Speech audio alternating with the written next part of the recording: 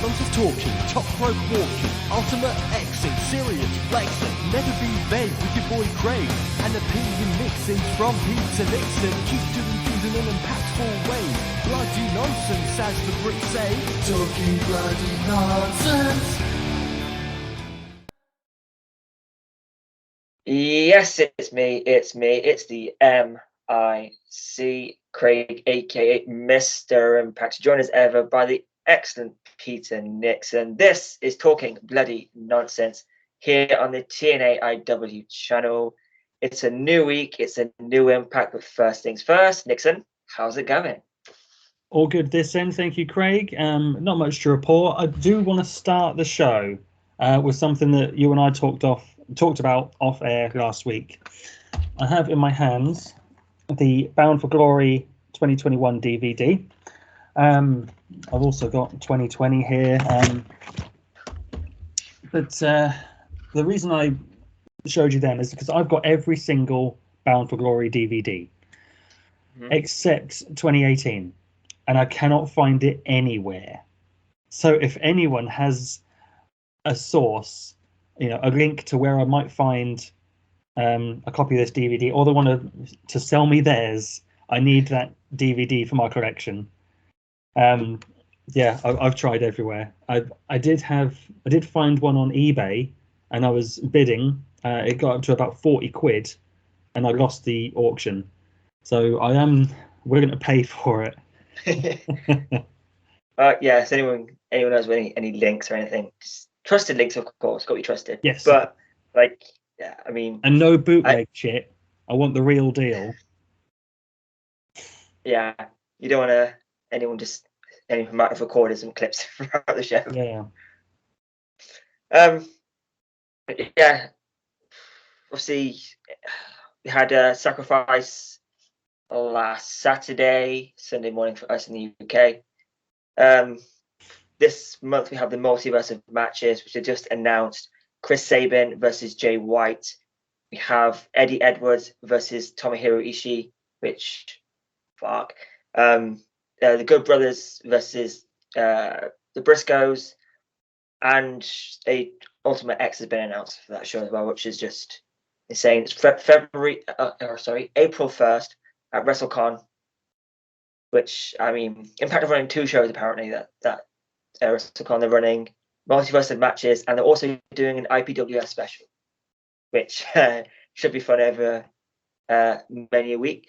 Did see some IPWF, obviously they did the pay-per-view in December, but considering everyone is in town, WrestleMania weekend, it's going to be interesting to see who they have on that show. Any legends they can dust off for that. I think that's a lot of fun. That's something I'm very much looking forward to watching. Yeah, obviously Mania week is always a big week for wrestling in general, and there's just so many good shows. There's a couple past Mania week. It's Sammy Callahan's promotion, the Pro Wrestling Revolver. They have the main event of Moose versus Mike Bailey for the Impact World title. Oh, nice. That'd be a good one. Should be fun. It's also Swerve, Shane Strickland's return to PW Revolver as well. So should be a fun show. But we're sorry to interrupt you. Myself and Kay were there on the Pro Wrestling Revolver's show, WrestleMania Weekend 2019, where Shane Strickland left the promotion. So how about that? He was about to go to NXT. Cool. And now he's in AEW. Yeah. Good luck to him. But that worked out. It's a bloated roster. I hope he gets showcased properly, because he is excellent. Yeah. And I hope they have some, authentic music for him. We'll soon see. Yeah. So should be interesting either way. But now I guess it's time to move on to the Impact side of this talking bloody nonsense. Let's go straight in with our sacrifice review. I'll run for the card and then we'll go match by match. But in order, from the pre-show to the main show, Lady Frost defeats Giselle Shaw. The Soldiers of William Mack and Rich Swann defeat OGK, Honor Moore, Taven and Bennett. Trey defeats Jake Something to retain the X Division Championship. Eddie Edwards defeats Rhino with the help of Steve Macklin. the one that just breaks my heart when I think about it. The Influence defeat the Inspiration to become the new Knockouts World Tag Team Champions. Deonna defeats PCO. Jay White defeats Alex Shelley in arguably a Match of the Year candidate. Deonna Purrazzo defeats Chelsea Green in the Champ Challenge to retain the Ring of Honor Women's Championship, which is something we'll get into in the first subheading. Tasha Steelz defeats Mickie James to become the new Impact Knockouts World Champion. Violent by Design defeat the Good Brothers to become the new Impact World Tag Team Champions. The only result that we differed on, the group differed on, everyone went Good Brothers. I went Violent by Design and got the win on that one. Yeah, and in the main event, and in the main event, Moose defeated Heath to retain the Impact World Championship before Josh Alexander made his return, and nailed out Moose, announcing that he is resigned with the company. And the main event is set for Rebellion. It is Josh Alexander versus Moose for the Impact World Championship. Let's get into it. As we usually do, we'll put the pre-show together. So Lady Frost, Giselle Shaw, Soldiers versus OGK. What do you think of it? I mean, solid countdown show.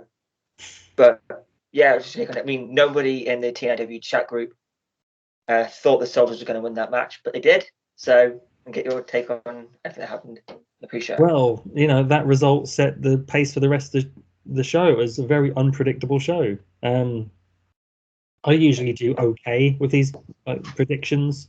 I did dreadful in the predictions this week. I didn't check everyone's predictions. I don't know where I came in terms of everyone else. I think you're winning it, aren't you? Me and Jeff are tied for first. Right. Yeah, I was dismal. Always a tremendous countdown show, pre-show with Impact Wrestling, because they want people to watch it on YouTube and think, if this is what I'm getting on the pre-show, I'm ordering the pay-per-view, I'm paying for Ultimate Insider, I'm going to Impact, but I also need to watch this show. So, it doesn't surprise me that the pre-show was so good, because it always is. Yeah, perfect opener, Lady Frost and Giselle Shaw. I was certain Giselle Shaw was going to get the win, because Lady Frost has been here. She doesn't necessarily need the win, but according to other people, maybe she did need a win. I think, but also I don't think Giselle Shaw was hurt in loss, because it was a strong performance from both. And when AEW, I don't want to make comparisons, but I am going to right now. AEW did Revolution, and including the pre-show to their pay-per-view, it was nearly 5 hours of wrestling. They had 3 women's matches, I think.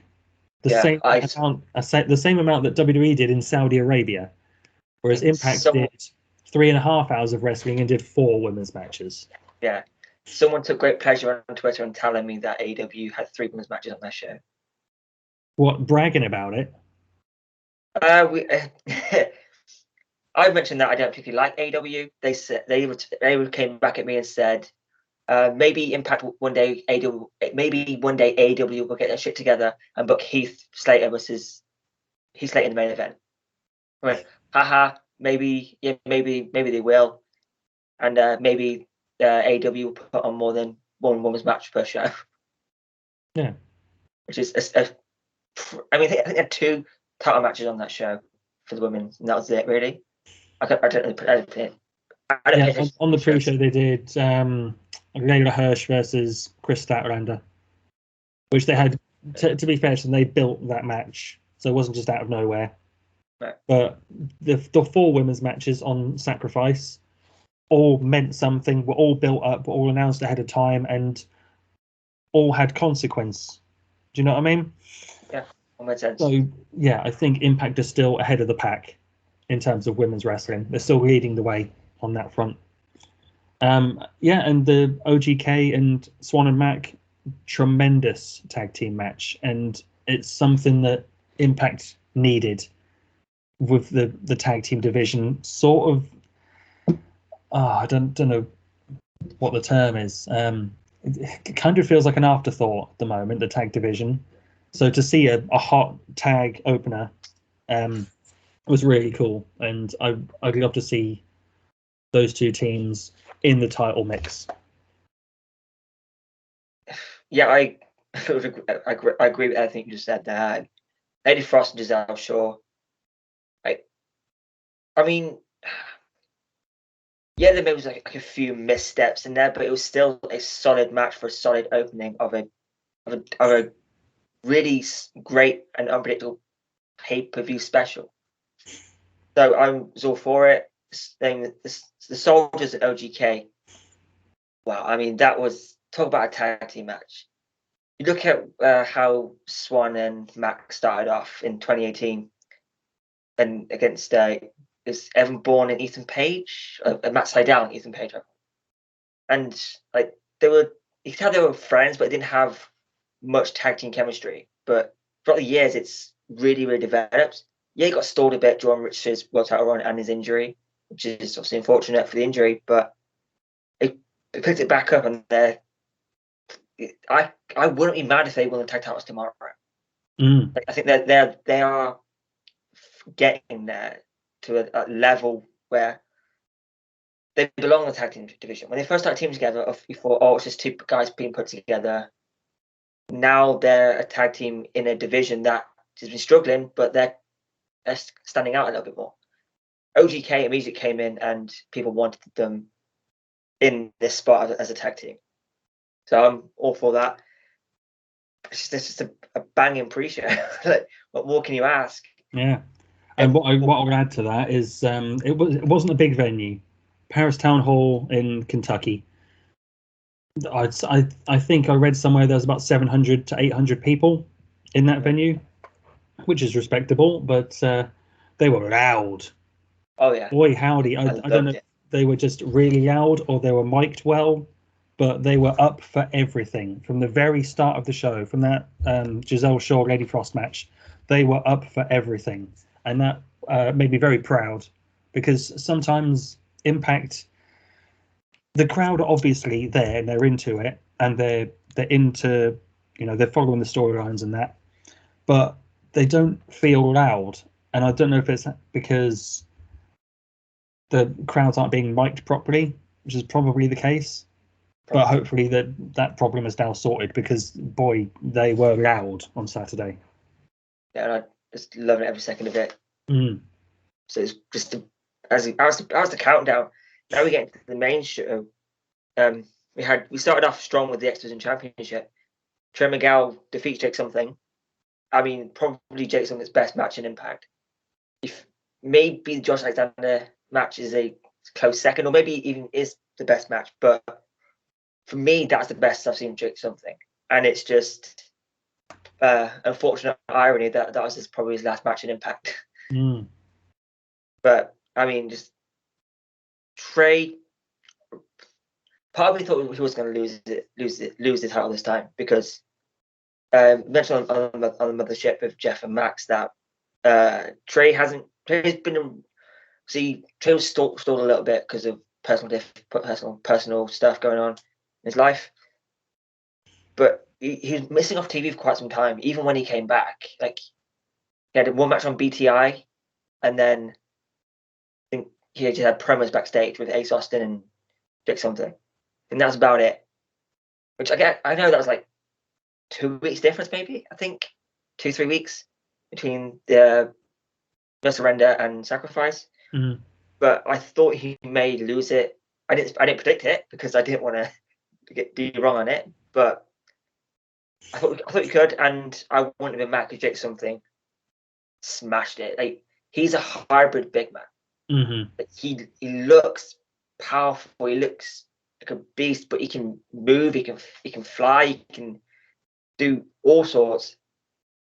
But he also looks like a monster, but with a nice guy type of thing. But what a way to start the show. I don't know what's your thoughts on it. It was excellent. I agree. Jake Something's best match, one of Trey's best matches, honestly. The match was outstanding. I think it was probably my second favourite match on the show. And if you know me, and if you've been following the show, you can probably guess what my favourite match was on the show. But if Jake Something, I know we're going to talk about this in a bit, but I really hope Jake Something does stick around. If he doesn't, best of luck to him, but we'll talk about that in a second. I think if Jake had been sticking around, it might have been time to put the belt on him. But yeah, I'm very happy with Trey still being the champion. He's been a great champion so far. Excellent match. There's not much else I can say about it. I loved it. Yeah, I agree. Just a banging match, and obviously I know Impact have a track record, if you like, of cutting the titles on their nose on the way out. They didn't do that with Jake Something, which I didn't necessarily think they would, because Jake Something has been good in Impact. It took him a while to get there, but he's always missing something. Pun intended. So I mean, it's unfortunate that his best match in Impact is potentially his last, but I think it was a good way to send him out, because I mean, I think Johnny Impact went out on a X Division title match against Rich Swann. Oh yeah. Yeah. So I mean, I'm not comparing Johnny Impact to Jake Something, because obviously two completely different parallel wrestlers there, but it's nice to send him out on a high. Yeah, especially for someone who's been loyal. So I'm all for that. Then we moved on to Eddie Edwards defeating Rhino with the help of Steve Macklin, and particularly in this one, I loved the crowd. The "fuck you, Macklin" chants. Yeah. I loved them. But yeah, what's your take on Eddie versus Macklin? Well, it's exactly my point. The people that go to Impact shows follow the product, so they want to get involved. They're invested. So, and Steve Macklin did this masterfully. When he was holding Eddie up for Rhino to gore him, and he's like, "Come on, guys!" He did the Cody.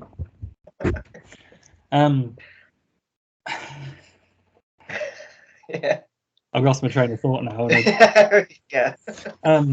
You thought, well, there's no way they're going to do this 2 shows in a row. Eddie holding Maria up for the gore, and there's the kendo stick. So you thought, yeah, Macklin, he's going to, he's going to get Eddie speared. Finally, everything is right with the world, and then bang with a kendo stick on Rhino. So yeah, perfect. Because you really thought, yeah, he's going to be this kick-ass babyface, like Stone Cold 1997 style. Nope. Massive dick move. And it obviously wasn't him joining on a No More. It was him showing, fuck you guys, I don't want to be involved with any of you. The match was so-so. I agree. I love Eddie Edwards, and Rhino can still go. The match was fine, but that angle was excellent. Yeah, as I say, it did the job, which is all you can ask from a match like that. You're not expecting massive things. You respect Rhino. You know what he's done, and that he can still do it. Eddie's obviously one of the he is Mr. Impact Wrestling, even though he's on a No More. I mean, he re-signed with the company. If that's not proven that he's Impact Wrestling. Yeah, this is breaking news to us. Filming on Wednesday. He's signed a new deal with Impact, which is fantastic. Amazing. So it's a great match. Macklin made the match for sure. He made it. Like he let something extra to it that kind of was the major talking point of that match. So I'm all for that, and the "fuck you, Macklin" chants were just excellent because the crowd were into it, and Maria, the hey goodbye. Yeah, I thought that was with Rich Swann conducting it, if you like. It's just great stuff. Was she on commentary for that match, or was it the tag? She's on commentary for pre-show. Oh yeah, but I thought she was good on commentary. Yeah, she did a great job.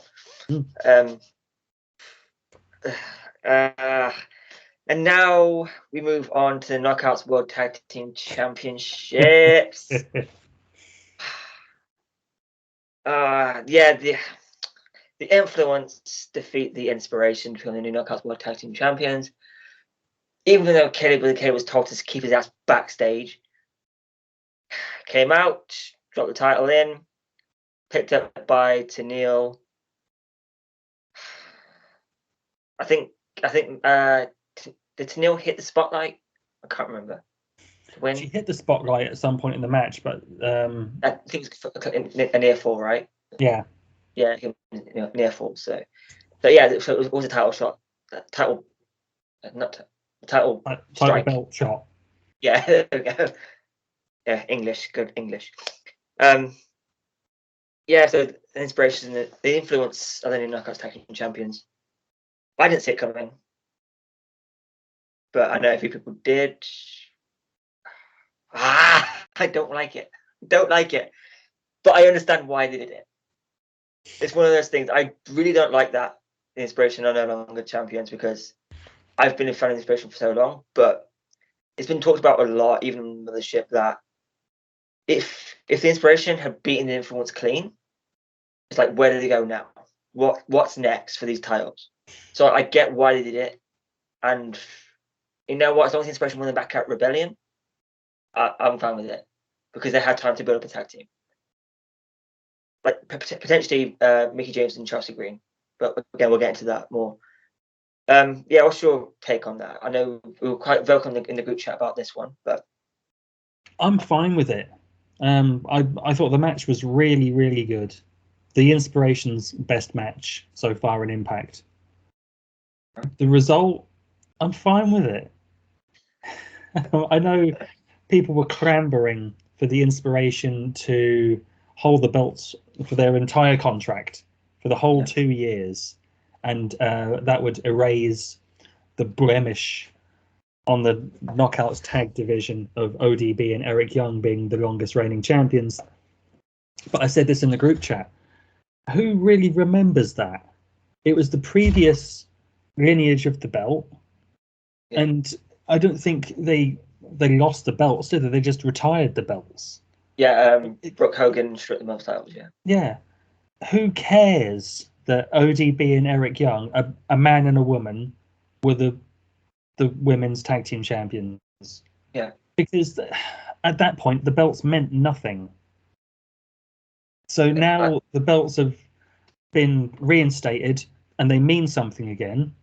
Who cares that ODB and Eric Young were the champions, the longest reigning champions? Because now they're setting a new precedent with great matches, and meaningful teams. So if they can, continue racking up these awesome matches with great teams, it will just go even further to people not remembering that previous blemish. So yeah, I'm absolutely fine with it. See, on this, I can see both sides of the coin on this one, because obviously that ODB Eric Young thing, while entertaining, it was entertaining. It was obviously looked back on it. It wasn't great for women's wrestling, in women's tag team wrestling at that point, because the Knockouts was still on fire at that point. Yeah. But the tag titles meant nothing. I mean, the tag titles, like, I started watching Impact when the tag titles was still a thing. Only just, I believe, it was Tara and Tessmacher who were the tag team champions at that point. And then they lost them to Madison Rayne and Gail Kim, which then led to ODB and EY winning. But see, I understand people don't want that to be remembered, because it's always going to be something that Impact haters will bring up, just to like, oh, a man held the titles. I mean, that's still going to be a factor. People who really don't like Impact are still going to bring that up every chance they get, because that's all they have on Impact. Impact right now, I mean, we go back to the crowd quickly. it's criminal that this show wasn't held in front of a huge live audience. It's criminal, but it's all about building back up to that. So I understand that, but if I could just, again, I'm making a comparison, and I shouldn't be doing this, but you've got to remember, in January 2000, Harvey Whippleman won the WWF Women's Championship. Santino Marella won the Women's Battle Royal. The first ever Miss WrestleMania. So, yeah. So, you know, who, in the grand scheme of things, who cares? It just doesn't matter.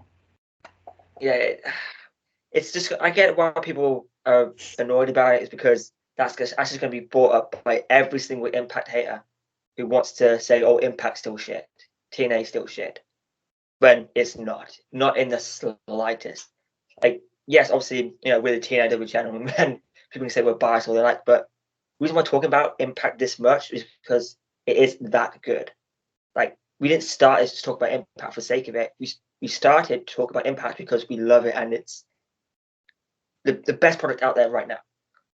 This Knockouts division is the best division in wrestling. Not just women's divisions in wrestling, all divisions in wrestling. This is the best.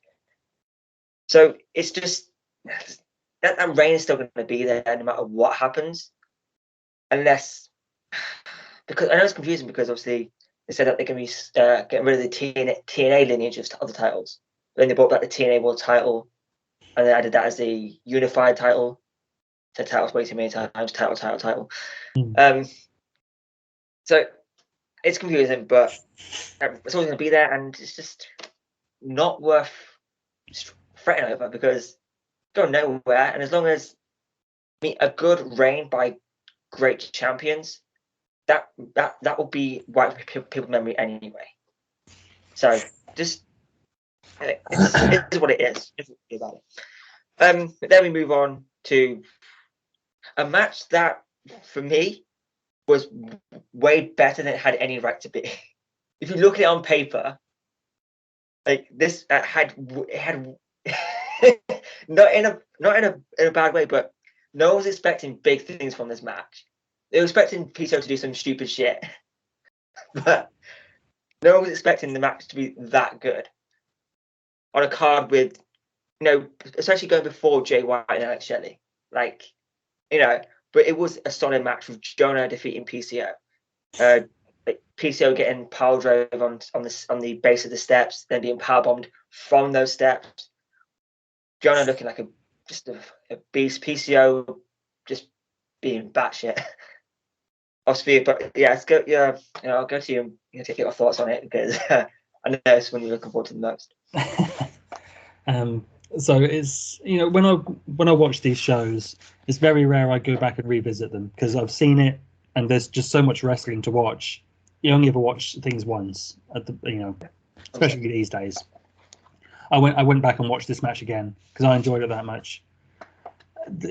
What can you say? If you haven't seen this match, if you're watching this show and you haven't watched Sacrifice, go back and watch the show, the whole show, but watch this match.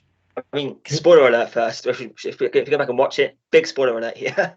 Well, yeah. Oh, yeah. So, yeah. Probably should have said it before we started talking about Sacrifice, but here we are. You know, the show was on Saturday. It's not a spoiler at this point.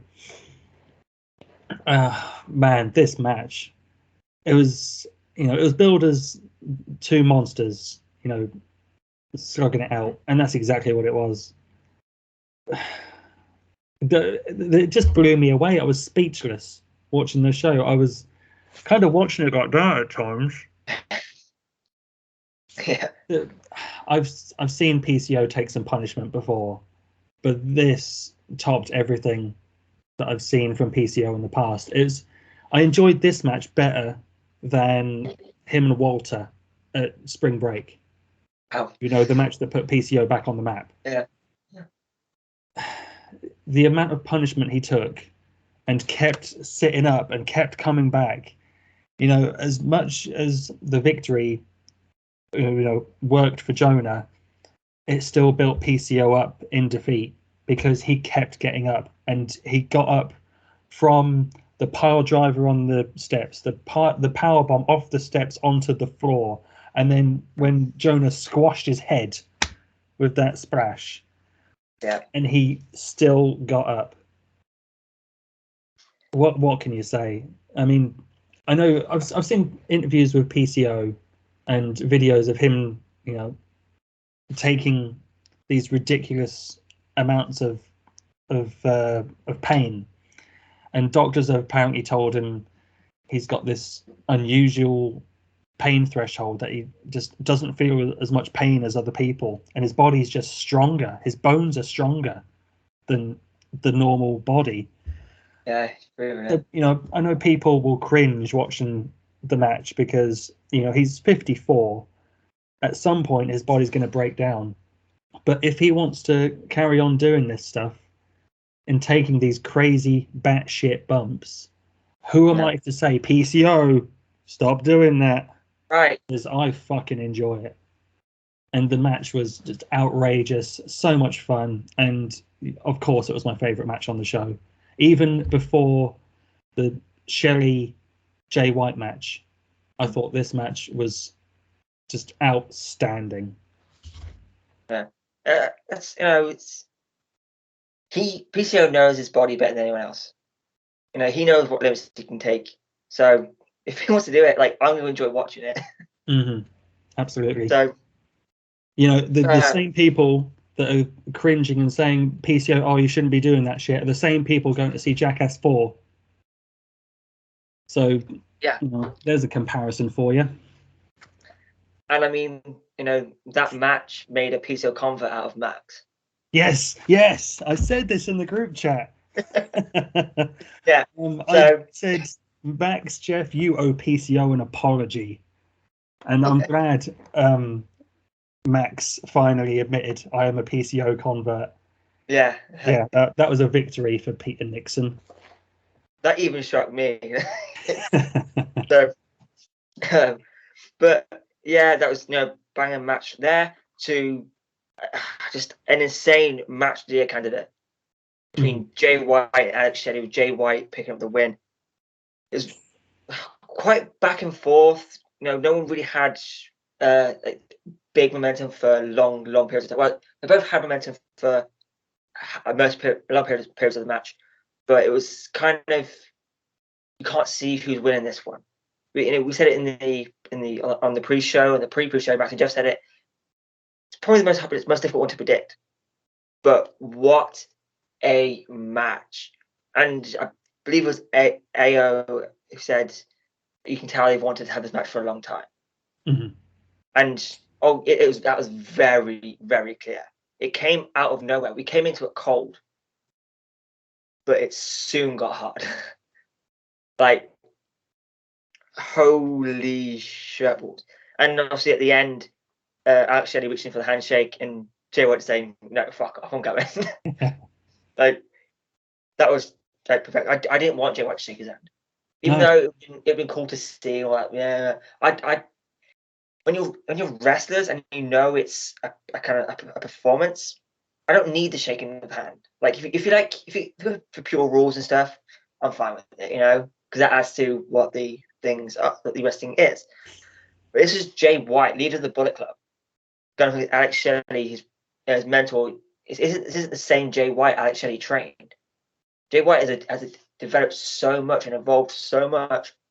He didn't need to shake his hand because it wouldn't seem right for him to do it. So it was just a banging match. Like I say, came out of nowhere, but I'm so glad we got it. Yeah, big time. I was chatting to Kip Sabian years ago, and we were talking about the upcoming Ring of Honor pay-per-view, I think. And I think Jay White was wrestling Leo Rush on the show, or they were doing a tag match, Jay White and Leo Rush against someone. And Kip said, Jay White, I wrestled him on Bucklands. He's fucking rotten. This was years and years ago. It's just mad to see how far Jay White has come, and in such a short time, really. Because, I mean, he was you could tell he was getting good in those Ring of Honor days. Then he went to New Japan, and when I saw that match against Okada at Madison Square Garden, you could tell this guy is one of the best in the world right now. And that was 3 years ago. To see how far he's come even since then. And yeah, the match against Shaggy was really good. I think people are giving it a bit too much love because, I think sometimes people get an opinion of a match before they even see it. And maybe this is an example of that, but it was still a really good match. And, I think it might have suffered a little bit because the show was so good that for me it was kind of, it dampened the what's the word? Dampened the appeal of the match to me a little bit. Yeah, right. But I can't diss the match at all. The match was really, really good. The right person won. I couldn't see Alex Shelley coming back for one match, assuming he is just back for one match, and beating Jay White. Yeah, you could tell they wanted to do the match for a long time, and they obviously appealed to Scott D'Amore. So Jay White is on this US of J tour. He must have gone to Scott and said, "I want to wrestle Alex Shelley. Can you sort it out for me?" And Scott was like, "Yeah, I know Alex. I used to book him on BCW back in the day." I think Shelley went back to Impact for one match for Jay White, so they could do that match. That's certainly wasn't a letdown. I enjoyed it. No, I was a big fan of this match. I really enjoyed the psychology of it. It was obviously it had that mentor-mentee stuff, which I always like it because even though we did come into this match cold, we knew the history, so it wasn't stone cold, but it was lukewarm, if you like. Mm-hmm. It was still a banger match, and I mean, Jay White at some point soon is facing Mike Bailey in New Japan, which I cannot wait for. And of course, in the multiverse of matches, he's facing Chris Sabin, which maybe that leads to something with Bullet Club and Machine Guns. But either way, it should be a banger match. And Jay White the fact Jay White is an Impact is still a bit weird, a bit crazy to me because nobody thought Jay White would ever show up on Impact because Impact's too small. But I still remember when Jay White got released from New Japan, everyone said, "Oh, he's going to be in the Rumble. He'll show up in the Rumble." And then next night, after for the Rumble, I think he showed up back up in New Japan. So yeah, I remember people were saying, "Oh yeah, I'm just waiting for Jay White to be in the Rumble," and I thought to myself, no one's going to know who Jay White is. It's all well and good when AJ Styles, debuted in the Royal Rumble because US fans know AJ Styles, and I think Kenny Omega would have had the same effect the following year. If Jay White popped up, I just think it would have been a lukewarm response. Yeah, but he's going here and everywhere at the minute. He's literally on every single promotion on TV in the US. So, apart from MLW, but I'm not sure what channel they're on anymore. They're on beIN Sports. Yeah, that's it. But banger match, and we went on to Deonna Purrazzo's Champ Challenge, accepted by Chelsea Green for the Ring of Honor Women's Championship. I don't know about you, but with this one, I wasn't that bothered because, again, it may have been that I was expecting someone like a bigger name to come out because, you've got, Tony Storm's a free agent, Nixon Newell's a free agent, you've got Taya Valkyrie, Ember Moon, you've got so many people that could have been, but it just wasn't. It was Chelsea Green or someone off the roster. That's what I don't like about open challenges. Like, I would want to do an open challenge, especially if it's to any woman or any challenger. You want it to be someone not on the roster. So it's unfortunate, but the story of it helped it a lot. Because if it had just been Deonna just beating Chelsea 1-2-3 or making a tap out, it wouldn't have been. It would have been nothing. It would have been a throw match essentially, because it wouldn't have meant anything. But with the arm thing, which is confusing because Chelsea's on Impact this week in the 8 knockout tag. But I guess we'll see what's going on with that. But yeah, I'll take on this because it was okay. I don't think we spent too much time on it because it wasn't as big of a deal as it maybe we thought it was going to be. When I saw Chelsea with the wrist in the sling or whatever it was cast, I thought to myself, that's probably a work, because she didn't look injured in the match, and Palazzo's finish is the Venus de Milo, the armbar. So yeah, I don't suspect that she's actually injured. I'm sure she'll be selling that injury in the 8-woman tag, but yeah, like I said on the chat, I can't see any free agent like Taya Valkyrie, like Ember Moon, anyone like that, answering that challenge in Louisville, Kentucky, or on an Impact Plus special or on a random episode of Impact. If they're going to do that, they're going to do it at Rebellion on the big pay-per-view. And they need people to succumb to the champ challenge a little bit more, to build that challenge, make it mean a little bit more before someone does finally answer the challenge and beat Deonna for one of the belts. Because otherwise it's just, I think that this was the third champ challenge, or the fourth? I think the fourth. But Miranda Alizé. Mm. I think it might be the fourth, yeah. Lady Frost was one of them? Yeah, Lady Frost was before Chelsea. We had it might have been the third.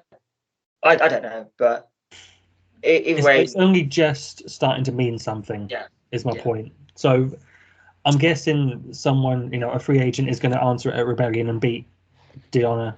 My pick is Taya to challenge Deonna for the AAA Reina de Reinas champion. But by then it'll probably just be the champ challenge. Well, yeah. Well, I mean, we'll get to that. Yeah, definitely going to get into that one. Which apologies, because we look like we are going to be going over. We apologize for that, but it was we always go over. Yeah, but it's say an hour, but just we're not on TV or anything. It's fine. No. So we had then the Knockouts World Championship. Tasha Steelz defeats Mickie James to become the new Knockouts World Champion. I am so happy. Even though the finish, I felt like Tasha took a bit too long to cover her. I know maybe it's just like my thing, but I think Tasha, I don't know. I don't know what if that was planned or psychology of it all, but I felt like Mickie might have kicked out at that point. But I've never taken a cutter from midair. So who am I to say? Yeah, you could tell Mickie James hadn't taken that move either, because she put her knees down and it didn't look as good as it could have. I think that's maybe why Tasha took some time to cover, because she was thinking to herself, do I pick her up and hit something else? Or do I just go for it? Oh, that's interesting. Wow. It's bang a match up until the finish. The thing with Chelsea outside, that obviously had a bit more to it, but it also kind of gives Mickie a way back in. So for a rematch, they're going to have a rematch, judging by the 8 knockouts tag that's announced for Impact this week. But I liked it. I'm glad Tasha is finally the champion. Because, like I said before, that bout has been built up so much by Deonna, by Taya, and then Mickie James building it up to a point where now it's lifted up Tasha. So I thought, great decision to do it now. I saw a clip of the alternative commentary with Tracy Brooks, Tara, and SoCal Val, and like Tracy Brooks was going mental, saying, "Savannah helped her again. Savannah helped her again. I'm sick of Savannah helping her," which it's just great stuff. I should have ordered the alternative commentary again, but. What's your take on Tasha becoming the new Knockouts champion, and obviously the outside stuff with Chelsea? It was a wonderful bit of booking, and like you said, it gave Mickey an out. It gave her an excuse. Not that she is the sort of character that would make excuses, but it keeps Mickey strong. I mean, she's always strong. She's right. Yeah. Went down the wrong way. Yeah, it keeps Mickey strong, and it makes Tasha look like a dickhead, for not a dickhead, but a prick for having to use this outside interference and other factors to win the championship. But then now she's the champion. The next match they have, I'm certain Tasha will go over in a far more clean fashion over Mickey, and that'll help establish her as the rightful champion. Yeah, I think it was the right decision to put the belt on Tasha. She's earned it ever since Fire and Flavor. As soon as Kiera left, she's stepped up in the singles division, having outstanding matches, improving her appearance in terms of her ring gear. It's always different for these themed shows. You got to spend money to make money, and right now she's the champion. She's making the money. So I applaud the match. It was a really good match. Tremendous booking with Mickey being distracted by Chelsea, attacked by Savannah, and it all leading to Tasha winning the championship. I really enjoyed it. Yeah, that's the one that really made me pop. Like, verbally went, yes. That's the match. That's the result that made me actually like. I mean, I was starting to lag at that point as well. After the Jay White match, I started to lag because obviously it was like 3 a.m. at that point. I started to lag, but that one made me wake up a bit more for the rest of the show, frankly. But then the Impact World Tag Team titles on the line, and Violent by Design defeat the Good Brothers to become the new Impact World Tag Team Champions. Again, I'll say it again. This is the one in the TNIW predictions contest. If you look at the graphic, it was Good Brothers, Good Brothers, Good Brothers, Good Brothers, and there's me, Violent by Design, and I was right. And I will hold that W for as long as I possibly can, because even though I'll admit I didn't actually believe they were going to win it. Like, I didn't believe they were going to. I think if I remember right, I said it because I didn't want us to agree on every prediction. So, but I'll take the W. I mean, we've been winning on technicalities for years over here, so I'll take it. A great match. I did enjoy it more than I thought I was going to.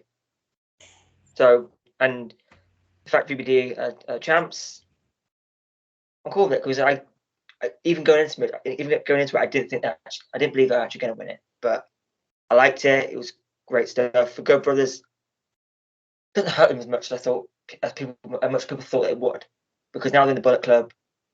So we get on this week Impact again. We get the address of the Bullet Club. So, but yeah, what's your take on the new tag team champions?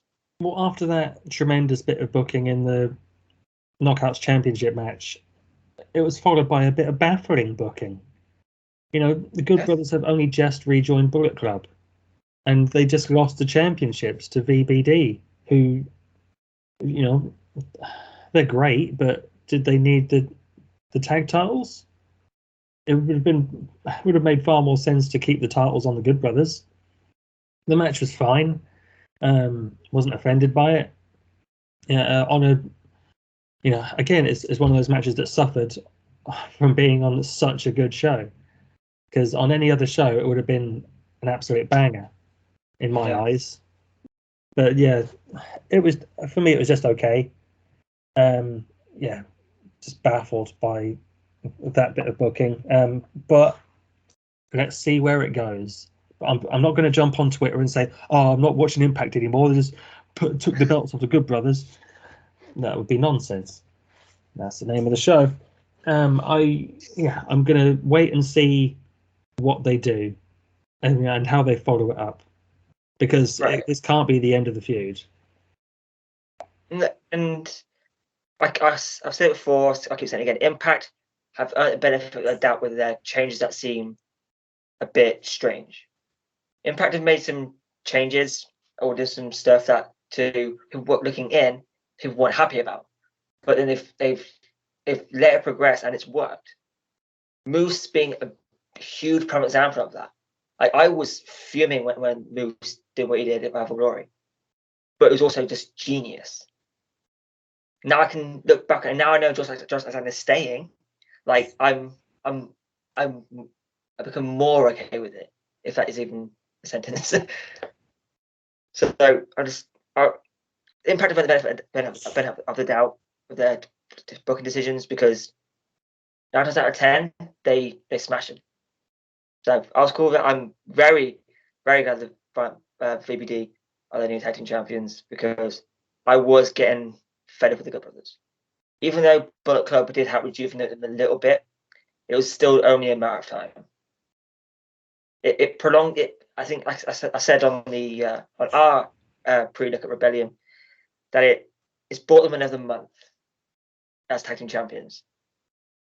Obviously, it didn't, but I'm all for Violent by Design, because even though they kind of come out of nowhere, because Violent by Design have their wins have kind of fluctuated a little bit, but they did lose. They did been tasered. They did lose on Impact before, so I guess I don't know what. Are you broken? Yeah. English is good. Yeah. Now I've lost it now. Anywho, let's just go straight into the main event, because, I mean, again, the aftermath of that match is probably the biggest talking point of that match. But we'll go into it. Moose defeats Heath to retain the Impact World Championship. Ha! Good match. You know, a lot of people going in thinking, "Oh, it's just Heath Slater's going to be crap." Wasn't. It was good. And Moose's spear is. I'm confused as to whether it's still the lights out or not, because I know it was the lights out, but now they're referred to as a spear. So whatever it is, that's just I mean, the way he turns and it's just perfect. But yeah, Heath lost like everyone predicted he would. I don't think anyone fully believed Heath will win the World Championship, which maybe in a few years with enough build he probably could, because he had a decent showing against the world champion. So who knows what happens in the future? But obviously, all led to Josh Alexander running from the barrier, taking out Moose with C4 Spike, and taking out a contract from one pocket, saying we stand with Impact, taking out a contract from the other pocket for the world title main event at Rebellion. Cool, even though it's weird, because Caleb with a K posted a picture on Twitter before Sacrifice took place, and in the background on the floor you could see someone, a bald guy, wearing a denim jacket, denim jeans, and looked like a lot like Josh Alexander, but it wasn't. It was R.D. Evans when the producers backstage. So R.D. Evans. Yeah. Have you seen his stuff in Chikara? I haven't. No. Oh, you need to see Archibald Peck. What a great character. Yeah, jump on YouTube after we're done doing this. He's hilarious. I'll take a look at that. So I kind of believe that it wasn't Josh. Okay, Josh didn't come back at this point then. Maybe they will say for Rebellion. It happened. Josh is back. He's signed. We all kind of suspected he was already. But in TV land, he wasn't. But let's get what's your take on the main event not bad for an Impact Plus special. Well, Keith has been around the business a while now. He knew he was the main event and he needed to bring it, and he brought it as far as I'm concerned. He didn't disgrace himself at all in the main event. The match was really good. Could you say it was match of the night? Certainly not match of the year. But as far as a world title match on an Impact Plus special, I was very happy with it. Moose, he's the world champion for a reason. He's one of the best in the company, one of the best in the world right now. I was very happy with the match. Obviously, there was only one winner. There was no way they're taking the title off of Moose and putting it on Heath. But as you say, in time, you never know what can happen. Yeah. You said when Tasha won the belt, you went, yes! That's the exact reaction I had when Josh popped up and hit the 6-4 spike. Absolutely brilliant. And when he took the contract out and then the world title match contract, I was like, yes! they hooked me, I am ready. Oh, they got me good. Championship match. And I know I've said on previous podcasts that the main event of Bound for Glory this year is going to be Moose versus Josh. They've obviously brought that forward. I think that was the plan, to have it on Bound for Glory, but perfectly fine with it being on Rebellion, because Moose has had a nice 6-month reign, but now I think it's Josh's time to take the belt back. So let's have it. That was Sacrifice, a solid Impact Plus special, as they usually are. They have become now unmissable because of what can happen. I like it when they do it before a taping. They do when he used to do them in the middle of tapings. I didn't like it because I thought, okay, so no one's gonna lose a title on these shows. Whenever they did it on like they do now before they set up for a new set of tapings, I like it a lot. So wrestling is at its best when it's live, because you don't know what's going to happen. Even if it's taped and you haven't seen the spoilers, you still don't have that same visceral response to taped wrestling as you do live wrestling. So to make the Impact Plus specials live, I think is the right move. Absolutely. Great idea. Yeah. So, like I said, they're always on a level. Always on a level. They never drop below it, which I'm always glad about. They stick it or they top it. So, can't wait for this month, because it's going to be next month. It's going to be a crazy ass month. Impact have 3 shows in April, which is awesome. But also for the wrestling fans in the UK, it's going to be very, very tiring. But it should be a lot of fun. Oh wow, we've literally done a full hour on Sacrifice, and now we go into our subheading, which is probably going to take another hour. So obviously, this doesn't, in some aspects, it doesn't affect Impact too much, but Tony Khan announced last week on Dynamite that he now owns Ring of Honor, which is now questioning what's going to happen with the Ring of Honor Women's Championship, because obviously that's an Impact wrestler, which that was obviously being Del Peraza, and Impact and AEW's relationship is kind of sour at the minute, but Impact and Ring of Honor's relationship was good. So it's a confusing one. But I know this isn't the point, but I am so frustrated with AEW at the minute.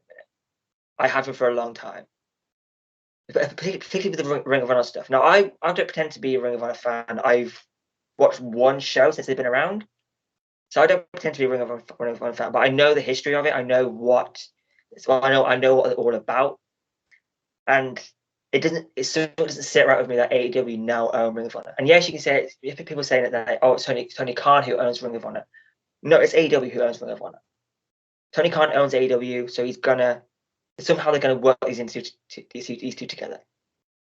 because it just doesn't sit right with me. Because particularly Maria Kanellis said that she thinks the Ring of Honor Women's Division is going to be in great hands with Tony Khan. I don't want to be a dick, but looking at the AEW Women's Division, what is telling her that the Ring of Honor Women's Division is going to be any better?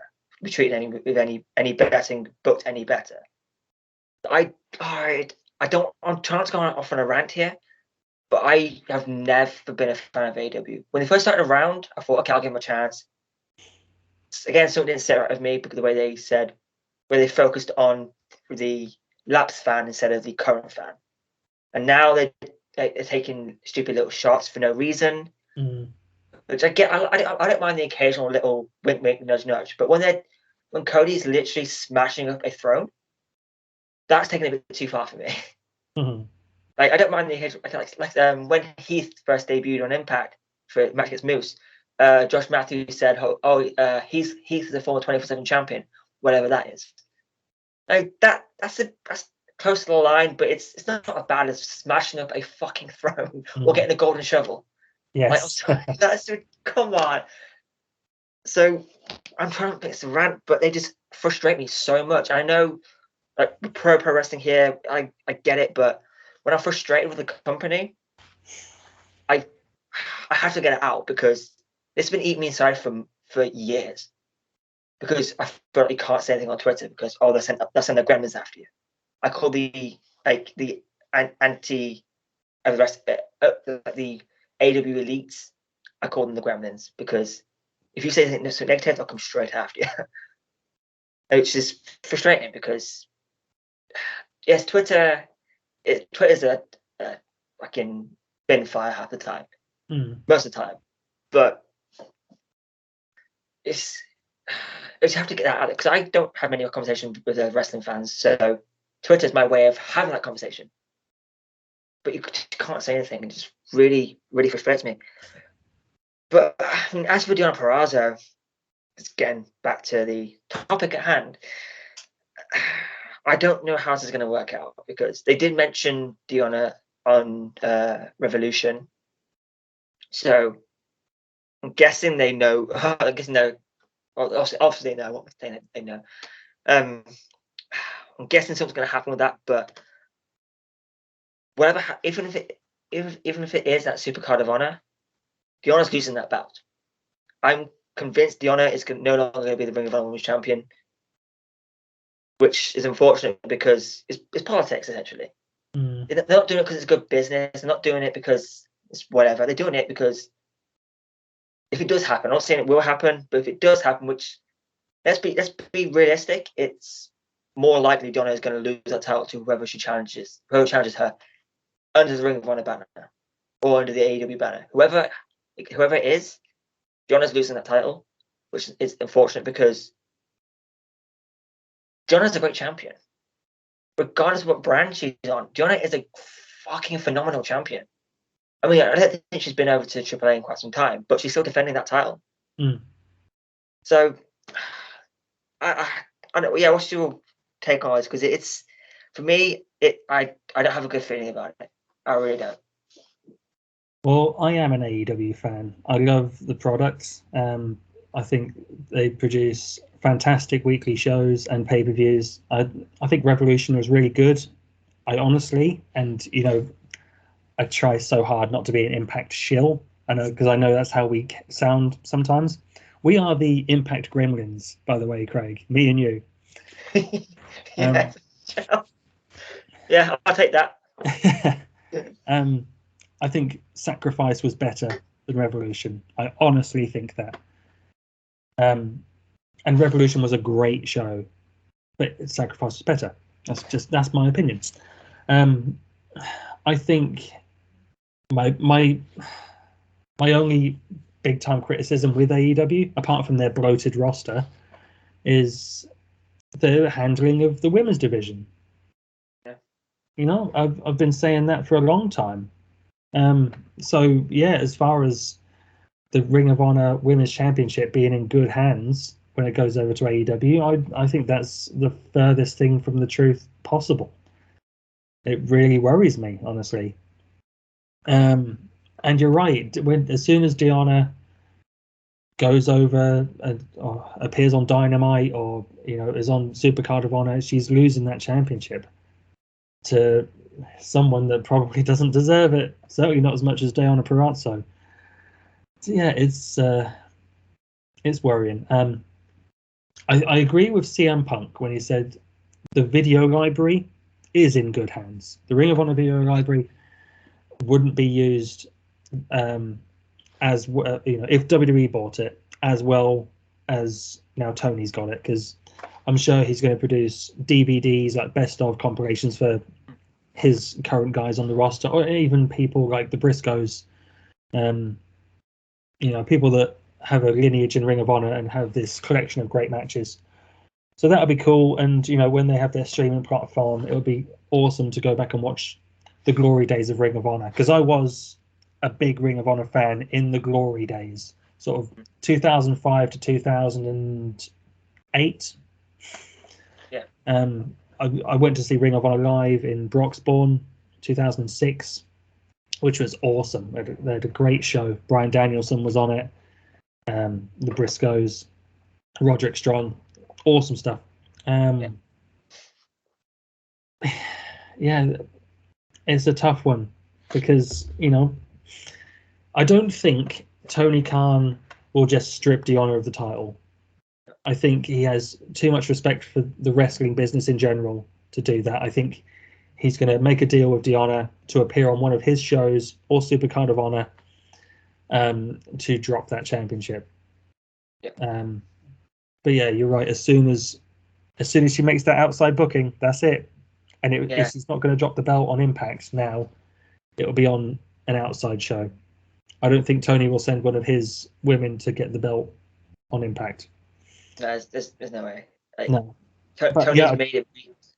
Go on, sorry. I was saying, Tony Khan made it very clear. I mean, I think Christian was the only exception that no AEW roster member is losing to an Impact wrestler on an Impact show. Mm. Like, I mean, I don't know if he said that exactly, but there's rumors he said that, and the track record of it is, it's true. Yeah. No one. Oh, did Eddie beat Kenny? No, he didn't, did he? He beat the Good Brothers. Yeah, he did. He did. No, he did beat Kenny. He did pin Kenny, didn't he? That's why he had that point of contention in that heel promo. So I swear it was he pinned one of the Good Brothers, but I don't know. Oh, it doesn't matter. Private Party lost, didn't they, when they challenged for the tag titles? Oh yeah, that was like before it was like a proper thing for AEW and Impact. Like Kenny came around. The most frustrating thing for me of this whole AEW Impact seeming split is Impact brought back Christopher Daniels, and he had that one match against Madman Fulton, and you thought, okay, where's this going? Like, is Christopher Daniels finally going to be the Impact World Champion? And then the split happened, and he just never appeared again. Vanished, I thought, what a wasted opportunity. Yeah, man, I would have killed to see Josh Alexander versus Christopher Daniels. Oh yeah, like Daniels, like he doesn't age in the slightest, not in the slightest. So that would have been a killer match. But like I said, it just they're no longer working together and all that BS, and Daniels just vanishes. I mean, it was a week before Battle for Glory. He said, whoever wins the world title, I want next. Yeah. And then he's just gone. As soon as Christian drops the title, gone. Which really frustrating. But again, I made it very clear I wasn't a fan of the AEW Impact relationship because it wasn't a two-way street. Yeah. It's very. I mean, Christian won the Impact World Championship back on AEW show. The first match wasn't even an event of AEW's new show. So it was the first ever match on their new show Rampage, so that will go down in history. The Impact World Title changed hands in Impact in the first ever match on Rampage. Yeah, I get that, but I mean, obviously, if you say that in the first ever main event of Rampage, that probably would have felt a bit more had a bit more to it. But But do you remember what the first ever main event of Rampage was? no, 'Cause I never can't, watched. and I'm an AEW fan. But I remember that first ever match. So Yeah, I definitely see your point, but I think, yeah, it's just the fact that the Impact World Title was featured, and it changed hands. I think, I was okay with that. that's fair. That's the whole thing. It's on here. We're all about our own opinions. Impact in general, Impact fans in general, the Impact faithful. Like, we can have disagreements, but we never jump on anyone for having a different opinion to us. It's never a case of, oh, you're wrong, and I'm not letting you give your side of it. It's always it's a conversation, not a debate, which I'm all about. It's because Impact fans are wrestling fans. Yeah. And I think on the other side of the spectrum, you've got WWE fans and AEW fans, whereas Impact fans are wrestling fans. We don't just watch Impact. So we're able to have a less biased opinion. Right, and that's because Impact fans have been through so much shit. We've been through so much shit. I mean, I started watching in 2012, and that's deemed one of the start of the downhill for Impact. That's when I started watching, and I enjoyed it. Mm. So, if Impact fans in general, we can have a conversation, and if you're Impact for life. Yeah, yeah. Like, as long as you don't go out on a bad note, we'll love you forever, essentially. Yeah. Look at LAX.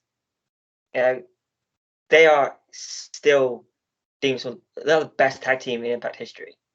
TNA, but Impact. So, but whatever happens with Deonna, she's gonna lose. Probably to I don't know. I'm trying to think of the AEW women's roster. Probably Shida, because I think she's had one match. That would make sense, and I think that would be a good match. Yeah, it'd be a great match, but Deonna's going to lose it. As far as Max saying that Britt Baker was going to be the one to answer the Champ Challenge, because it was only 12 hours away, a 12-hour drive away. I thought, no, I really don't mean to disrespect you, Max, but that was nonsense. I'm sorry. Well, I mean, you never know, right? Well, on that occasion, I did know. Yeah, yeah, we're spot on that case. So yeah, that's that. I mean, again, we are majorly running over, but we'll get quick thoughts on Jake something. Go a bit more depth on that, because it's unfortunate that he's gone. People were saying, people responded to some of my tweets about what if it's like a Josh Alexander situation again? And my take on that is, Josh Alexander is looking to be the world champion, and will be the world champion by Rebellion. Jake something, he's not on that level, and I can't see Impact giving the same treatment as faking us, working us essentially, and saying, "Oh no, he's gone." Because I like Jake something. I'm a fan of Jake something, and I felt up until this point, I felt like he should have gotten better treatment than he did. But again, I get it as a building process. Jake something, he was missing something. So I just can't see Impact faking us out and saying, no, he's gone for definite. But oh no, here he is again. He's popped up to have this big storyline. It's not going to happen. I think he's gone, and maybe we'll return in a couple of years. If he wants to take a chance on himself, fucking go for it. Take any chance you can get. But I mean, I guess with the right tutelage and the right set of circumstances, maybe I can see him in NXT. At that Performance Center, or the CWC, whatever it's now, he can learn a lot there, and can probably become a main eventer and just a monster. But I mean, with the way things are in WWE at the minute, you never know how long it's going to last. Same with the AEW. They've got so many stacked people on that roster.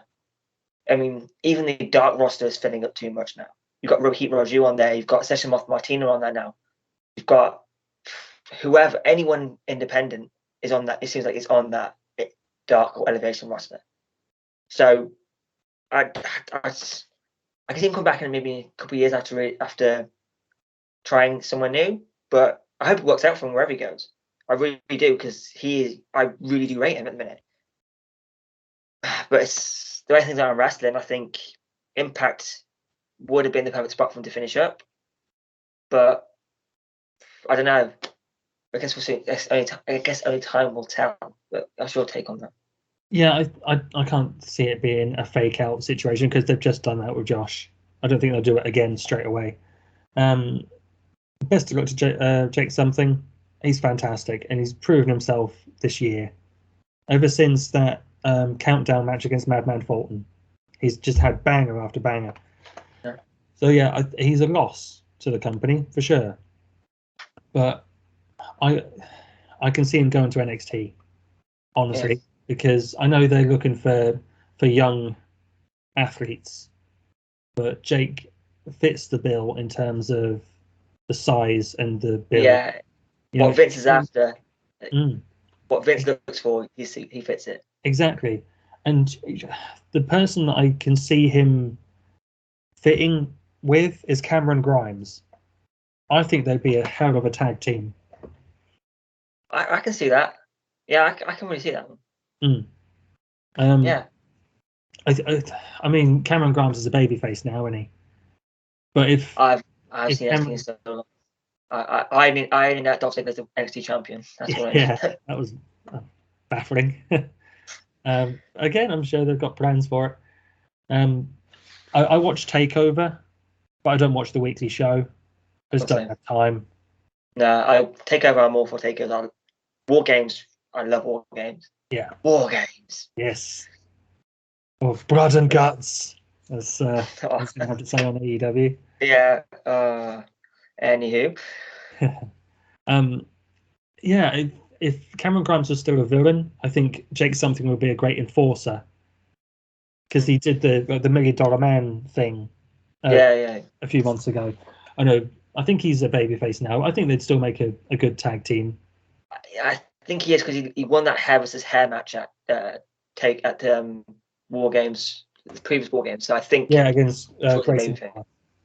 Yeah, I'm pretty sure he's babyface. Yeah. Yeah. Whatever he does, he's going to excel. But I'm gutted that we're losing him, if we are losing him, because he could still be working for Impact under a handshake agreement, because I think that's what James is on. I don't think she's on a guaranteed contract. No, I think she's on a per appearance thing. So we're not insiders. We don't know what's going on. We're just speculating at the moment. All the best to Jake Something. We'd love to see him back in Impact. Yeah, I hope we do see him again, but I mean, he goes to even if he goes to NXT for 3 months, and the unfortunate inevitability happens where he's released because of budget cuts from a multi-billion-dollar company. that few months he'll have in the CWC will elevate him so much. Yeah, because people in that CWC is insane. Even now, with the amount of people Vince McMahon's released from the production team and the training team, that's still a place wrestlers want to be, to learn from the people in there. I mean, I don't know who the trainers are at the minute. I think Robbie Brookside's still a trainer over there. I think. Yeah, Steve Corino, Shawn Michaels. Yeah, so got some pretty big names though, and the Red Rooster, what's his name? Terry Taylor. Yeah. I think Norman Smiley is still there as well, isn't he? He may be. I don't know, Drew. But yeah, so whatever happens, good luck to him. I hope he smashes it wherever he ends up. But I don't think this is his Impact aren't faking us this time. It's legit. He's gone, which is sad. But now we move on to the preview. But I don't think there's much point in talking about the previous Impact. So I think we'll just get into the preview. Yeah, let's make this one snappy. Yeah, Josh Alexander returns. We have Josh Alexander promo about his return. We have a 8 knockouts tag team match. Tasha Steelz, the new Knockouts World Champion, and Savannah Evans and the new Knockouts World Tag Team Champions, The Influence, take on the former Knockouts World Tag Team Champions, Inspiration, the former Knockouts World Champion, Mickie James, and Chelsea Green. The Bullet Club have a promo. The Bullet Club address the Impact Zone. A match was announced for Rebellion for the X Division Championship. It's a triple threat match. Trey Miguel was obviously in that match, but we have different triple threat matches to decide at number contender. This week we have John Skyler versus Ace Austin versus Crazy Steve. This is Steve back in them because I've written Steve down. And we also have Eddie Edwards versus Rich Swann. So yeah, what looking forward to? Yeah, what looking forward to how I think Impact's going to go, because it seems like another banging episode. But looking forward to hearing from Josh. I assume there's going to be some sort of angle coming out of that. Maybe Moose gets some rebellion. I think there's only one winner in that triple threat. I think Ace Austin is going to win and secure his spot at Rebellion. And then Bailey the next one. Yeah, Eddie and Swann will be fantastic, and more Honor No More stuff. Which I'm really enjoying this whole storyline. I think they've done a great job with the Honor No More stuff, and interesting now that Tony Khan has Ring of Honor, that they've not referenced Ring of Honor anymore. They're still called Honor No More, but they're putting the Ring of Honor part of it aside, and they're just a group of invading villains, and I'm fine with that. I think that's really cool. Yeah, it's just looks like it's just another stacked card. I say Josh Alexander is going to be good. I'm quite looking forward to the Bullet Club promo. I haven't seen anything from it, but Bullet Club always nail their promos. Yeah. The Knockouts tag. I mean, I understand the booking of it. I'm okay with it. Not something I'm necessarily hyped about, but it'll still be good. Like I said, the triple threat number contender match, Ace Austin's going to win that for sure. I love Crazy Steve. He's not going to win it. He's not going to go into that spot just yet. John Skyler hasn't won, period. So who is John Skyler? So yeah, I think Ace Austin's going to win that, and I haven't seen the matchup for the next triple threat. But I'm going to say Mike Bailey is in that triple threat at Rebellion. That would make sense with the Austin and Speedball thing. Yeah, I'm saying Mike Bailey's in that one. Eddie and Rich. Yeah, cool, banging match. Two great wrestlers, and obviously now we've got Eddie being Eddie, heel Eddie, and Rich Swann. I'm cool with it. It's not going to be just a straight up two baby faces having a good old wrestling match. It's going to be a heel with people on the outside versus a face with people on the outside. I assume so, but who knows? So it should be a good Impact. Yeah, I'm cool with it. It's a bang Impact. But now it is time, finally, for the final 10. And this time we're going to go a little bit different with it, in the sense that I'm not this time. Nixon will be taking over the final 10, giving your thoughts and your questions that you've sent it to us about Impact, about Brit Rest, about anything you want to ask us, essentially, or anything you want to talk about. So I guess it's over to you. Take over the final 10. So I've got some questions in from the Cleft Movement, TKM, a group chat I'm involved with, a group of lads in Norfolk.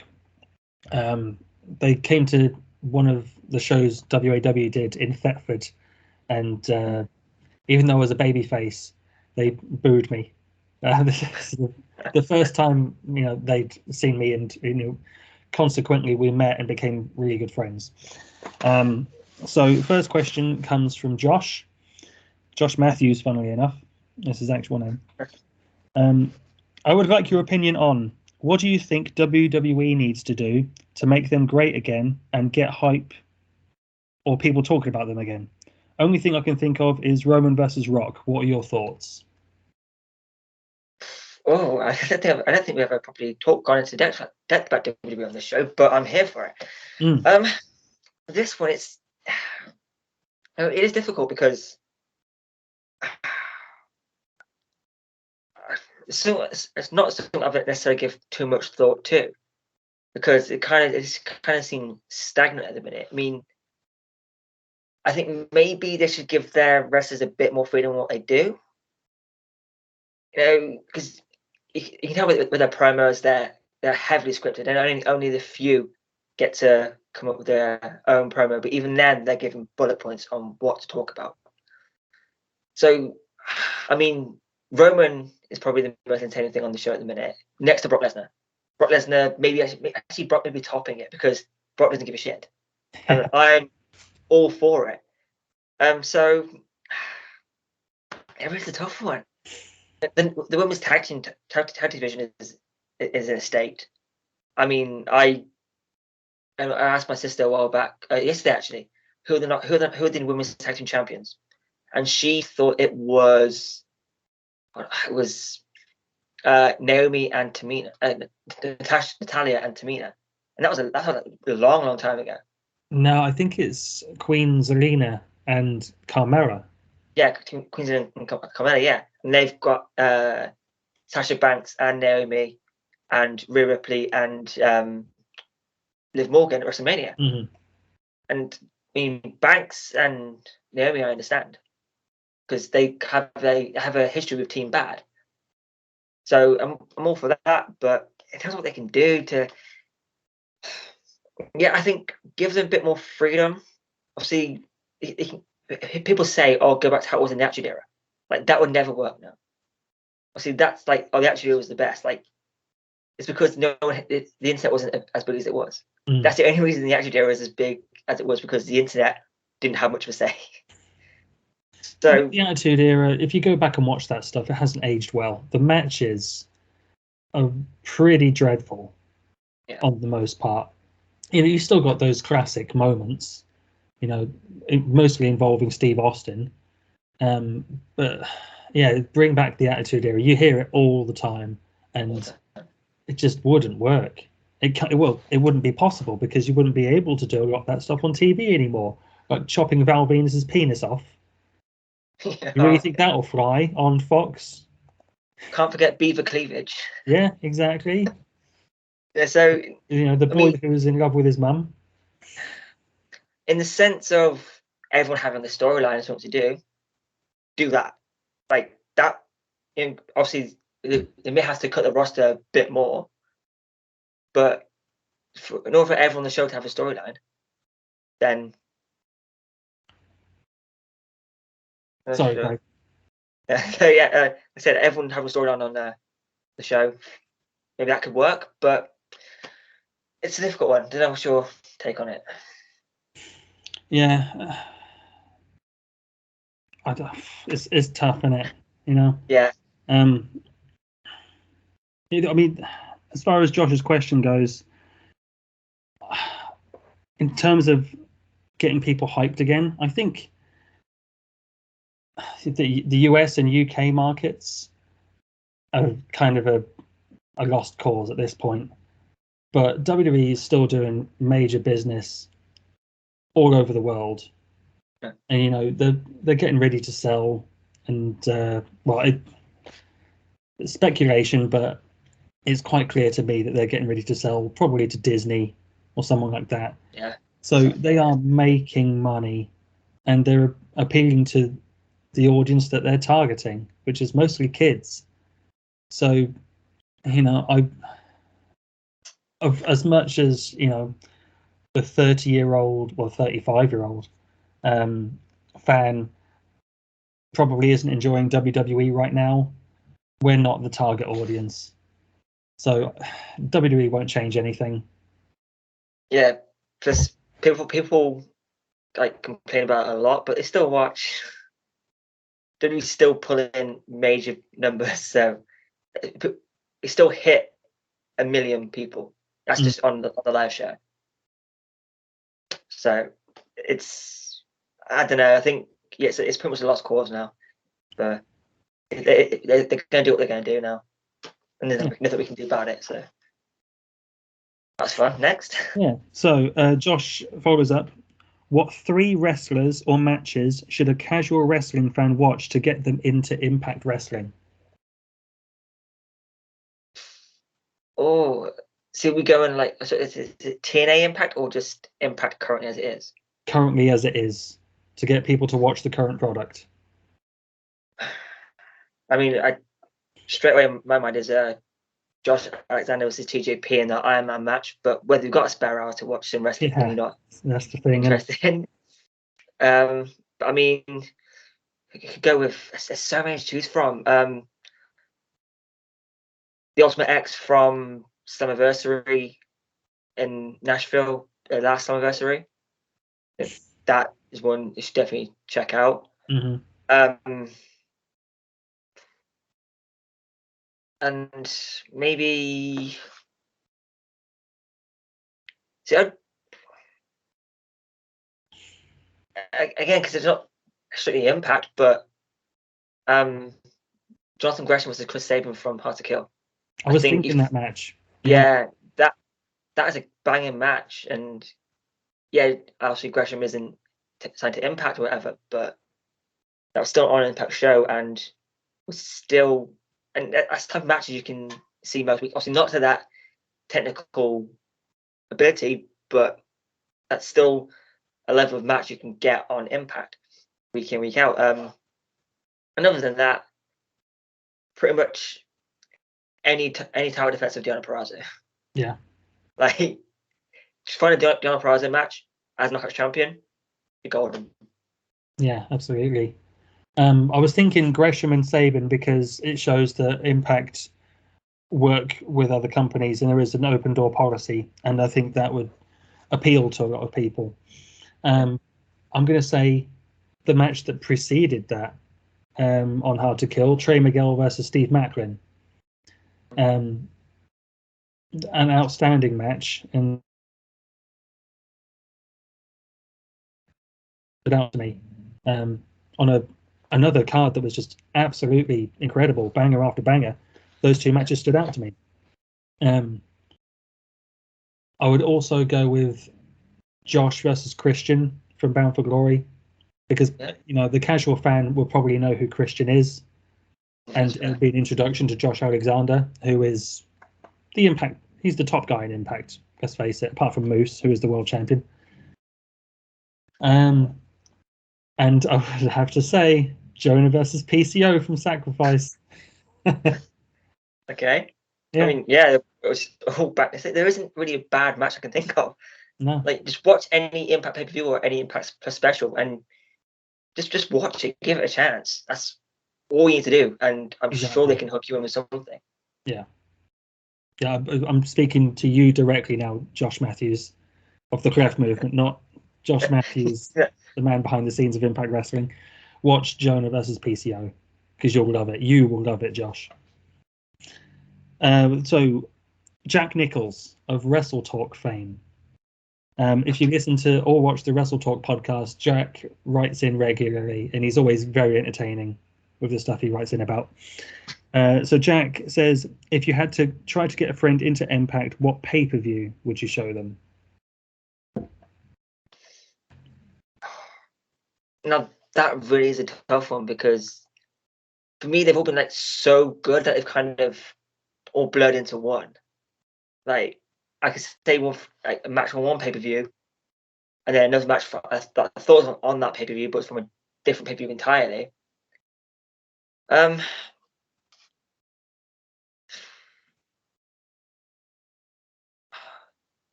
So again, I would say like Summiversary, maybe I say Slammiversary. I would go to Slammiversary 2020, even though that was in front of no crowd.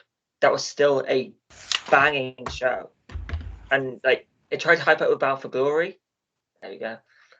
Tried to say, "Oh, Bound for Glory would be better," but but Bound for Glory didn't match that in my opinion. So of that year, Slammiversary was pay-per-view of the year because of everything that happened.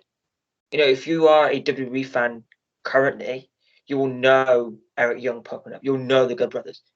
You'll know, I can't remember, EC3. So that show was just like from start to finish a banging show. Like the main event, even though it was like it changed a lot, obviously due to different circumstances, it was still like incredible main event and led to more. It led to Rich Swann versus Eric Young. It led to Trey Miguel, Ace Austin again. So Slammiversary 2020, go and watch it. Yeah, it's for no crowd, but that doesn't play a factor in how good the matches were. Obviously, I'm sure the rest of it would prefer the crowd, but it was still a great pay-per-view. Yeah, definitely. I recommend Slammiversary 2020. But the pay-per-view I would recommend is Hard to Kill from this year. Yeah, it's one of the best pay-per-views Impact has ever done, and I mean, it's in front of a hot crowd in, I think it was Dallas. Yeah, it does. Yeah. Yeah, I couldn't fault that pay-per-view from start to finish. You know, match after match, top quality stuff. Like we've already said, Trey and Macklin, Gresham and Sabin, the world title match, the main event for the Knockouts Championship, Mickie James and Deonna Purrazzo. Yeah, highly recommend that show. So, Tony Purdom, he's got a couple of quick questions here. What's your favourite D-Ray 3000 match? Okay. How do I put this without to get my Impact card revoked? I don't think I've ever seen a D-Ray 3000 match. So he was Asylum era. Yeah, I'm aware of who he is. I just haven't seen any of his matches. I think he teamed up with Shark Boy. He did, but yeah. I don't like Shark Boy either. And fair enough. Okay, people who watch regularly from when I first joined know this story, and if you follow me on Twitter, you know this story. But I'll say it for people who don't know, and for you. A while back, I think it was like 2017. Yeah, about 2017. Yeah. So Shark Boy and Josh Matthews were having this feud on Twitter, right? And Shark Boy said something about Josh Matthews, and I went, okay. I'll clarify this point by saying at this point I was new to Twitter, and I was I'm a lot more calmer on Twitter now than I was back then. So basically, I snitch tagged. I tagged Josh Matthews in that, and Shark Boy came back with me saying, "Oh, he blocked me," and then so I don't know how it happened. Then I can't remember how it happened, but Shark Boy accused me of being a Josh Matthews burner account. Yeah. So then, again, shit happened. I think he called me stupid, and then I really can't remember. I was trying to find the tweets a while back. I can't remember exactly what happened, but he called me Josh Matthews burner account. Then you basically being a dick. Like I get you on Twitter and stuff, but like I'm a fan, just trying to have a bit of banter. So then shit happened. I called him a Stone Cold ripoff, or Stone Cold wannabe. He called me an idiot again. Then I blocked him. So now, like, if I meet Shark Boy, if I ever see Shark Boy in an event I'm at, like, he may have already forgotten about it, but I fucking haven't. Mm. He may have forgotten about it, but I haven't. And I desperately want to confront him about it. I'm not going to do it on Twitter because he won't remember. I want it face to face. Yeah, I don't like Shark Boy because, like, yeah, he's just randomly being a dick for no reason. Okay, I didn't expect that of Shark Boy. Yeah, I didn't expect that from a D-Ray 3000 question, honestly. well, there you go. I know from Shark Boy fame, and I don't like Shark Boy, so that's the tangent I went off on there. Fair enough. Tony Purdom, my favourite D-Ray 3000 match is the Kevin Nash Open Invitational Gauntlet. No, what is it? Kevin Nash X Division Open Invitational Gauntlet Battle Royal for Bound for Glory. I remember that. Yeah, he was. I just didn't know D-Ray 3000. I didn't know D-Ray 3000 was in it. Okay, so I have seen D-Ray 3000 match. Okay, so I didn't need that tangent in the end. Oh, I've got the DVD over there somewhere. I have to bust it out. Okay, yeah. All right. Who were your favourite security team, red shirts or black? Red shirts. Whichever team Joe Legend was in, I think he was red shirts.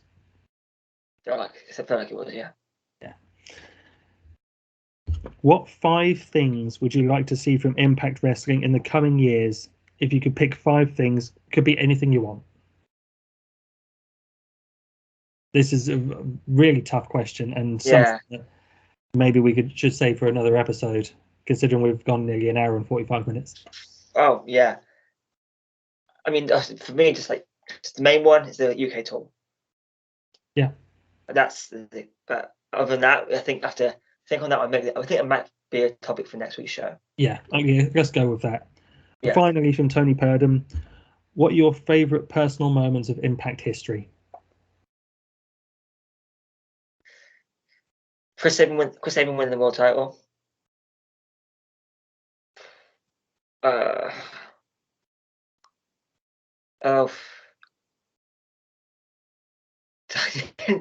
There's so many to choose from. I love the Ace and 8 stuff. Like with the reaction Buddy got at the end of Slammiversary. Lockdown. Yeah, Lockdown. Yeah, of course. So yeah, that and Broken Hardy stuff. Velvet Sky win the Knockouts title. It's just a lot. But those are some really stick out to me right now. Yeah. So I don't know if me and Tony have talked about this, but Tony and I were at the same Wembley show. I think it was 2010. We didn't know each other at this point, but that's a personal highlight for me. Seeing an Ultimate X match live, seeing AJ Styles versus Kurt Angle live, and then the following year, Ric Flair versus Doug Williams, seeing that live. That Bound for Glory we just talked about with D-Ray 3000 on the card. This is the first time they had been on the road for a pay-per-view, and that always stands out to me as a personal highlight for in Impact history. And in more recent times, the that moment when Moose beat Josh for the title, I'm still not over it. Yeah, I kind of agree on that. It's what a moment. Definitely. So that's all the questions we had from the craft movement. But something, this is an idea that Jack Nichols had. Let me just get it up. I think I messaged you about it actually. Mm-hmm. He has challenged us to fantasy draft your dream Impact roster with wrestlers currently active, and then we can do a poll on Twitter or whatever to see whose was the best. Are you down for it? Yes, definitely. Wicked. I think we should set some parameters. Like we need to pick 40 wrestlers or whatever, 40 staff members, I should say. And we need to, think about the divisions and even like commentators. Right. I think. But we'll talk about it in the week and then prepare it for a future episode. Yes, I think it'd be a fun thing to do. For sure. So yeah, I mean, if that's everything. That is everything for this week. Yeah, as a long one, we apologise. Probably, I think the longest we've gone, even though I thought last week was as long as we've gone. But no, we seem to have broken that record now. Yeah. But it was just a crazy week of Impact. Sacrifice was so good. Then we have Impact coming this week. We had the Ring of Honor news with Deonna Purrazzo, Jake something. So thank you for sticking with us this long. We really appreciate it. Thanks for everyone who gave us some questions or their thoughts or asked us to talk about something. Appreciate it. Wanted to do fan questions like for some time now. So yeah, thanks for that. Obviously every Saturday at 1 a.m. unless it's a pay-per-view, you can catch Max and Jeff on the Mothership on Twitch, twitch.tv/TNIW channel. Drop a follow on Twitch. Subscribe here if you're not already. Do the whole thing. Leave us a comment if you liked it or anything you want us to talk about. Of course, go and check out TBN chats. Some great people there, from Len Davis to Ricky Knight Jr. to Lizzie Evo to PJ Knight, and with more coming. Anyone you want us to talk to, let us know. We want to talk to everyone essentially. Yeah, do the whole thing. Follow us here, there, and everywhere. You can find us on Facebook, Twitter, YouTube, Spotify, and we're now available on Apple Podcasts. So just drop us a review. Drop us a 5-star review on Spotify if you liked it. 1-star review if you didn't, but whatever it is. Thanks for coming again. Thanks for tuning in. Next time, we'll be back at the usual time of 9 p.m. UK time, which is 4 p.m. EST in the States. Until next time, I've been the MIC, he's been Nixon, and I'll continue to be Nixon. Goodbye, my friends.